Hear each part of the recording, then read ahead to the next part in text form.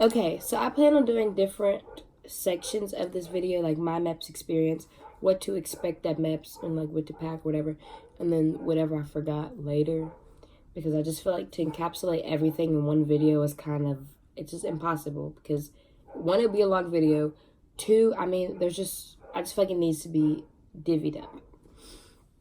But for me, my MEPS experience was pretty good. I mean, there's really nothing to it. I had a good time. I mean, as good as the time you can have in MEPS.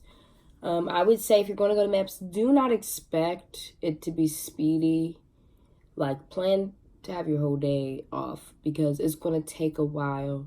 It's going to be boring. And, I mean, it's just that simple. Like, it's just going to be boring. And it's going to be long. But I passed everything. I had already taken my ASVAB at my school, so I didn't have to take it at MEPS. And I passed everything. I passed my physical, passed my eyesight, everything was perfect. I mean, except for my eyes. I mean, I wear glasses, but my eyes aren't bad, so I don't need to wear them all the time. But other than that, I mean, I passed everything. Didn't need a waiver for anything or anything like that. So that was good. My only problem was that I was overweight. So when I first weighed in, I was 17 pounds overweight, and it crushed me. Like, I was really upset. I cried a couple gangster tears, like 3 of them, and then I was like, all right, it's time to boss up and lose the weight. That's the only thing I can do. So then the doctor was like, all right. He was like, I mean, everything else looks awesome, you know. We can tell you've had sports background, that you're physically fit, and we can tell how hard you've been working, that you're going to lose weight, that you're going to do it. So we have no distrust in you. We have faith that you'll make it the next time. So come back a month later. I believe it was like a month and a half, actually, to lose 10 pounds. Or 70 pounds. So come back a month and a half later. And after you go through all the physical clearing and all that, the only thing you have to redo is a pregnancy test. And you also have to get the weight in again. That's the only thing I've had to do since I've already went through everything at MEPS. So I get in there, strip down, because when you're in there, it's weird, but you have to strip down to your bra and your underwear, and you sit there, and it's so... The first time is just really awkward, because it's just like, you're sitting there half naked, nobody's in the room, and you're just like staring at the wall because you probably don't have service at MEPS. And it's just really like, what am I supposed to do? So I get weighed again, and they tell me I'm 2 pounds over. 2 pounds over. So I was like, oh, there's no way I'm not going to pass tape. Let me tell y'all, Army tape standards are not courteous to curvy girls at all. At all. Like, I just got my measurements at drill last weekend, and my waist was 29, my hips were 41 and a half, and I did not pass tape. I came to the conclusion that I will never pass tape. Even when I was underweight for my, to get tape, or to get weighed in at MEPS, I didn't pass tape. And you don't always have to do tape. I just wanted to see where I was at if I did do tape. But anyways, they're like, all right, we believe in you. You got this. It is only 2 pounds. You've lost this much weight so far. You can do this. We'll see you again. I'll give you a week. Now, I had a different doctor that time, and he scared me because he was acting like you can't lose 2 pounds in a week. And he was making me really nervous that I was going to have to wait another month to come back for 2 pounds. Like, I was really so scared. But he gave me a week, which is fine. That's kind of the diet I was already on anyways, losing 2 pounds a week to get down to goal weight, being healthy with it, because that was my main goal. I was like, I will do this and I will lose the weight, but it will be on my terms and it'll be healthy, because some recruiters will try and get you to lose all the weight, and then guess what? You're going to gain it all back, and you're going to have to lose it all again when you go to MEPS before you ship. So you might as well do it the healthy way, so that even if you do have to lose weight before you go to MEPS, it's not 40 pounds, it's 10 pounds or 5 pounds. You know what I'm saying? So it's just like, be careful with that, because unhealthy dieting is just going to screw your body up. So you might as well just do it the right way the first time, no matter how long, even if it prolongs your process. Now, I'm all for, because, I was a wrestler, I did that type of stuff. I'm all for, doing those fluctuations where it's like high water, no water, regain it back. And you're doing it the healthy way, and you're not doing it every month or every week. You do it just because you need help. But never, ever starve yourself or do any bad habits to keep yourself from to make weight. It's not that serious. You can always come back to MEPS. There will always be jobs available. And worst case scenario, if the job that you want is available, you can wait. You can always wait too. That's another thing. You can always wait for what you want. So do not, and I can't stress this enough, damage your body to lose weight, because I see girls that did do that and now they are struggling to lose weight before they leave. So, just a full disclaimer. But they're like, yeah, you got this. So give me a week. Come back. I accidentally lost 5 pounds. I really didn't mean to. I was just dieting, like I was dieting, and just working hard and eating clean, and I lost 5 pounds. So I get there and I was 142. And the lady, she was so used to me failing. She's like, all right, you're 142. And then she came out, because when somebody's like, oh, she just failed again. I feel so bad. I want to give her news. But she came in, she's like, congratulations, you made it. And I was like, ah! I never felt so accomplished. Like, so many recruiters in the office were even they were proud.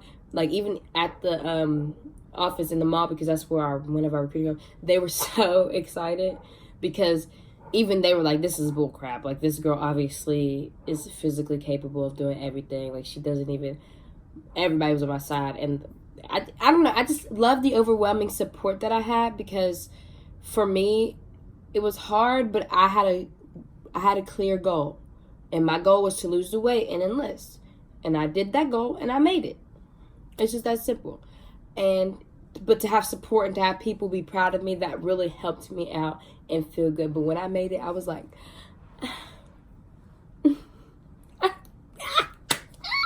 I get excited just thinking about it now. Like, I was so excited, but I didn't know how to react. So I was just like, I was smiling like a freaking crackhead. I was so excited. But I don't know. I was so happy. I was like, oh my God. So talked to the doctor, and he's like, you made weight, blah, blah, blah. So then, bruh, this is the hard part, because one, my recruiters were just like, man, it was like, they're just so proud, because they're like, most people would quit, most people do this, and I was like, you know what, thanks for gassing me up. But so I go, and we talk about careers. So now, forgive me if I don't know the correct terminologies. I'm new to this military style life, don't know everything. So I go in, and I wanted to be, I don't forgot the name of it now, but basically where you like fix the weaponry. And I don't remember why I couldn't do that, but I didn't end up doing it. So then my number one choice, when I had my mind re-geared after the first time I was at MEPS, I wanted to be a cannon crew member. I can't remember the series it is at the top of my head, and I don't want to be wrong. So I wanted to be a cannon crew member, but they told me that they didn't have female. I think it was a female NCO. I'm not for sure, but at my unit. So I could not do it at the time. And I was just kind of sucked, but it was just like, whatever, that's fine. So then my second choice was to be an MP, but I didn't have my freaking license. I only had my learners. I didn't have my real license yet. So they're like, you have to have your license the date of enlistment to do that. And I was like, well, I want to enlist today. So, that's fine. And also, guys, you do not have to do what I did. You can wait. If they don't have a career that you want, we searched high and low. I was going to drive 5 hours, 4 hours, 3 hours, 10 hours, just to figure out which was a place that I wanted to go. But I wanted to enlist that day, so I was kind of fun, because my civilian career is my dream job. That's what everyone kept telling me, like, what would be your dream job if da-da-da-da? And I was like, well, my civilian career is my dream job, so it's not going to bother me to do something else. So then, yes, my second one was out. My third one, I realized that I really wouldn't have liked that if I chose that, so I was not going to do it. I was like, I don't think I would actually. I think it was a signal support specialist was my third one. And I was like, I really don't think that that's the type of thing that I'm into. I think I'd get bored with it. And that's just that simple. So, I mean, we're brainstorming. We're talking. I mean, I had every recruiter in the National Guard office, like, sitting here brainstorming. We had the whiteboard. We were going at it, just thinking about what I would like, what I qualified for, all that. So then, like, one of them was a mechanic. And I know a lot of people say, don't be a mechanic, don't be a mechanic. Blah, blah, blah, just wait. For me, I've always wanted to know how to work on vehicles anyways. That was just something I've always been interested in. But, like, I come from a single-parent household, and my mother's not into cars or anything like that. So she wasn't going to teach me. But, I mean, that's fine. I'll just figure it out one day. And also, I've always wanted to trade. So I was like, okay, I'll be a wheeled vehicle mechanic. 91 Bravo. So I chose it, and the dude that did it, he was like, yeah, I think you'll really like it. You know, I did it, this, that, and the third. And I was just like, you know what? I mean, I like taking things apart and putting it back together again. I like having set rules and understanding how to do, you know what I mean?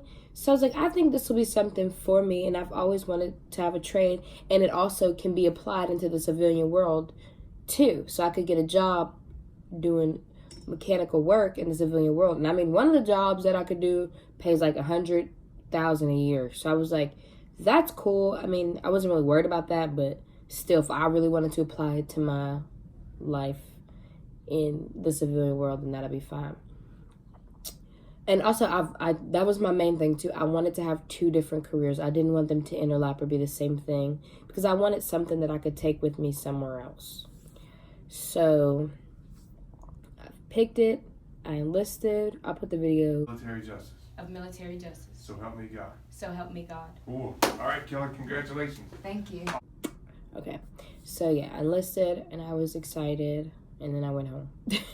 And that's it. I mean, after you pick your career, normally you'll get the career you want, but where I did it so late in the year, I enlisted April 10th, 2019.